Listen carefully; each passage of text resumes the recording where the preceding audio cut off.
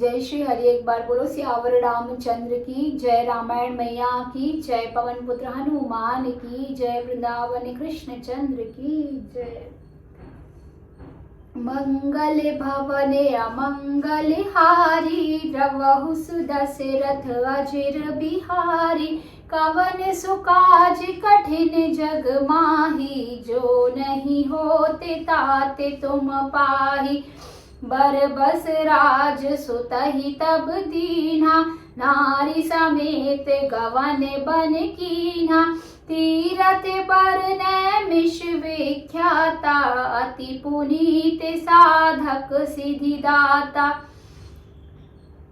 बसहि तहा मुनि सिद्ध समाजा, तहि हर्षि चले मनु राजा।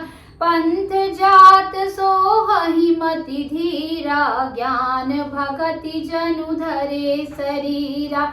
पहुँची जाई धेनुमति तीरा, हर्षि नहाने निर्मल नीरा।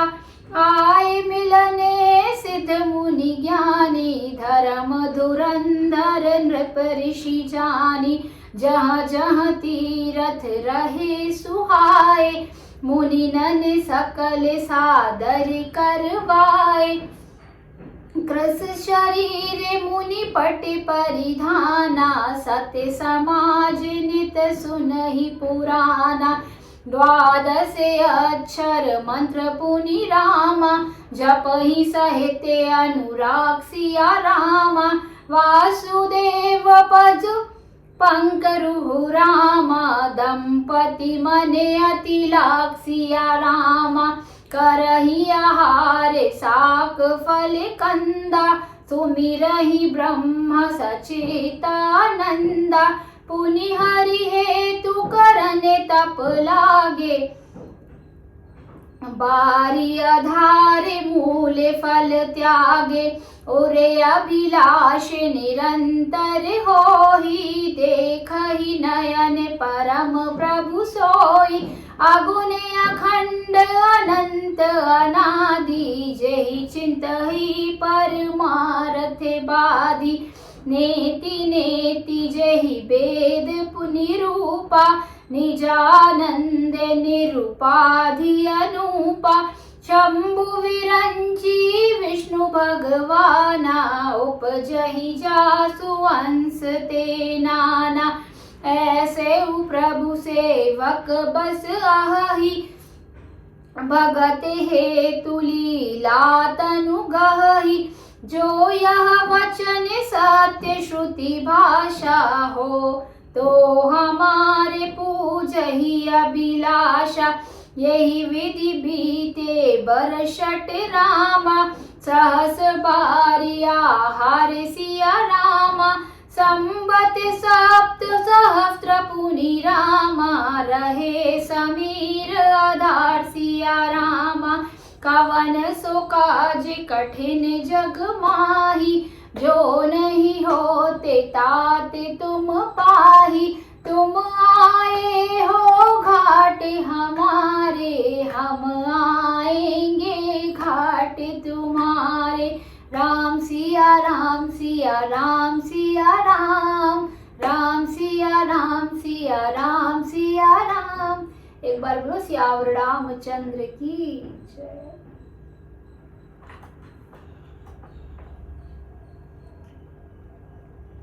आइए अब जानते हैं इसके अर्थ को। तब मनु जी ने अपने पुत्र को जबरदस्ती राज्य देकर स्वयं स्त्री सहित वन को गमन किया। अत्यंत पवित्र और साधकों को सिद्धि देने वाला तीर्थों में श्रेष्ठ नैमिषारण्य प्रसिद्ध है। वहां मुनियों और सिद्धों के समूह बसते हैं। राजा मनु हृदय में हर्षित होकर वहीं चले।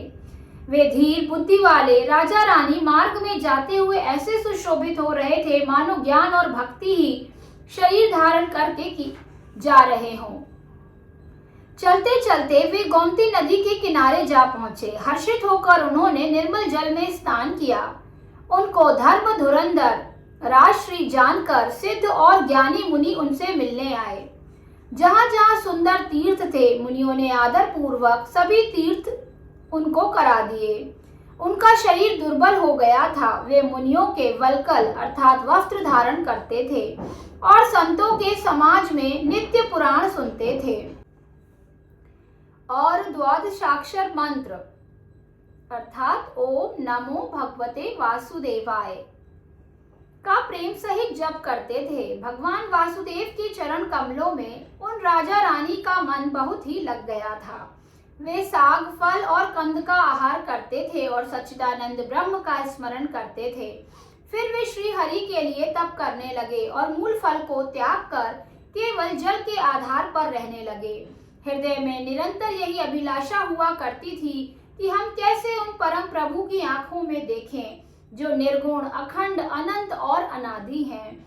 परमार्थवादी अर्थात ब्रह्मज्ञानी तत्ववेत्ता लोग जिनका चिंतन किया करते हैं, जिन्हें वेद नेति नेति अर्थात यह भी नहीं कहकर निरूपण करते हैं, जो आनंद स्वरूप, उपाधि रहित और अनुपम है एवं जिनके अंश से अनेकों शिव, ब्रह्मा और विष्णु भगवान प्रकट होते हैं।